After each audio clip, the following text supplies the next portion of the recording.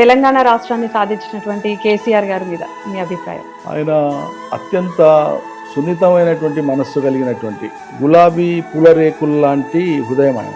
గులాబీ పూలకు ఉండేటువంటి ఆ రేకులు ఉంటాయి కదా, అవి చాలా సున్నితంగా ఉంటాయి. ఇట్లా చేయి పట్టుకుంటేనంటే అప్పుడే కమిలిపోయినట్లయితే ఆయన హృదయం అటువంటి చాలా చాలా సున్నిత హృదయం, అత్యంత సున్నిత హృదయం. రెండవది, ఇది కాదు, ఇది లేదు, ఇది చేయను అనేటువంటి మాట ఆయన నోటి నుంచి రాదు.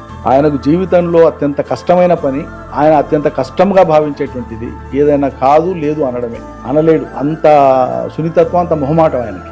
యువతలి కోణం తీసుకుంటే ఒక రాజకీయ నిర్ణయంలో కానీ నిర్ణయానికి వచ్చే వరకు తొందరపాటు ఉండదు ఆయనకు. ఒక నిర్ణయానికి నిర్ధారణకు వచ్చేదాకా ఎటువంటి తొందర ఉండదు. చాలా సమయం తీసుకుంటాడు, చాలా సంప్రదిస్తాడు, చాలా ఆలోచన స్వీకరిస్తాడు, తర్జన భర్జన చేస్తాడు, డిస్కషన్ చేస్తాడు. ఒక్కసారి ఒక నిర్ణయం తీసుకున్నాడంటే అవతల కుటుంబ సభ్యుల, ఆత్మీయుల, నిత్యం పక్కన ఉండే వాళ్ళ ఇవేవి చూడాడు ఆయన.